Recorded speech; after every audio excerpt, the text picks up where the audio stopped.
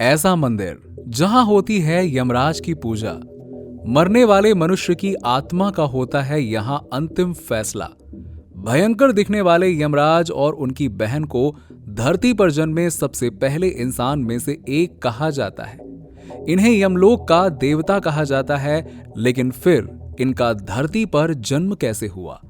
ऐसा क्यों कहा जाता है कि जब इंसान मरता है तो उसकी आत्मा सबसे पहले इस मंदिर में आती है? क्या आप जानते हैं इनका राज? अगर नहीं तो जानने के लिए आप हमारी इस वीडियो में एंड तक बने रहिए। हम जिस मंदिर की बात कर रहे हैं वो हिमाचल प्रदेश के चंबा जिले में पड़ता है। वहीं ये एक लौता ऐसा मंदिर है जहां पर यमराज की पूजा होती है। जब किसी इंसान की मृत्यु होती है तो सबसे पहले उसकी आत्मा इसी मंदिर में आती है और यमराज तय करते हैं कि वो स्वर्ग जाने के योग्य है या नरक। ऐसा कहा जाता है कि इंसान की आत्मा को यहाँ पर यमराज के साक्षात दर्शन होते हैं। ऋग्वेद के अनुसार यमराज और उनकी बहन यमी भगवान सूर्यदेव और उनकी पत्नी संज्ञा से पैदा हुए थे। हिंदू धर्म की मान्यता के अनुसार जिस इंसान का जन्म धरती लोक में होता है उसकी मौत निश्चित होती है और इस तरह से यमराज और उनकी बहन यमी की मौत भी तय थी। ऐसा माना जाता है कि यमराज धरती पर मरने वाली पहली आत्मा थे। जब इन्हें मृत्यु की प्राप्ति हुई तो ये नई दुनिया की तरफ बढ़ चले।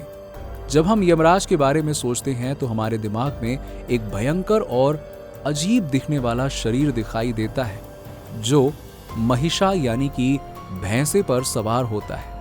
लेकिन क्या ये रूप जन्म से था? तो इसका जवाब है बिल्कुल नहीं। पौराणिक कथाओं के अनुसार ऐसा कहा जाता है कि यमराज देवताओं में सबसे सुंदर कहे जाते थे और उन्हें घमंड भी था।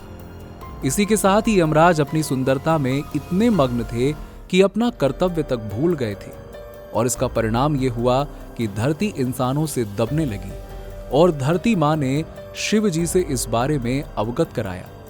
ये सुनकर शिवजी ने यमराज का घमंड तोड़ने के बारे में सोचा। भगवान शिव ने यमराज को कैलाश बुलाया और उन्हें एक तालाब से पानी लाने के लिए भेजा। जब यमराज पानी भर रहे थे तो उन्हें उनका अजीब चेहरा दिखा, जिसे देखकर वो परेशान हो गए, यानी उनका चेहरा बदल चुका था। वापस जब वो शिवजी के पास पहुंचे तो उन्हें शिवजी की तपस्या में लीन मिले। इसके बाद यमराज ने भगवान विष्णु की तपस्या की जिससे उनका रूप फिर से वापस मिल सके, लेकिन ऐसा ना हो सका क्योंकि भगवान विष्णु ने उनके रूप को बदलने से मना कर दिया, लेकिन उनके सिर पर लगे सींग को हटाने के लिए कहा, जो एक भैंसे में लगा दिया गया। वहीं भैंसा यमराज की सवारी बना। जब इंसान की मौत नजदीक होती है तो उसे अपनी मौत का एहसास हो जाता है।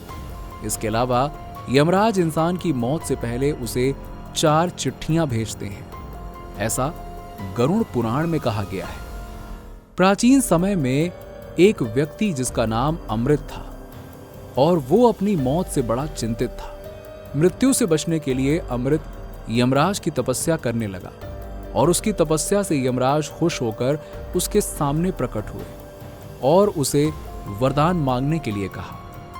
अमृत ने वरदान मांगा कि इस धरती पर इंसान की मौत तय है, लेकिन अगर उसे उसकी मौत कब होगी इसके बारे में पता चल जाए तो वो अपनी फैमिली के साथ कुछ कर सकता है और इसके लिए यमराज को उसे चिट्ठी देनी चाहिए। यमराज उसकी बात मान गए।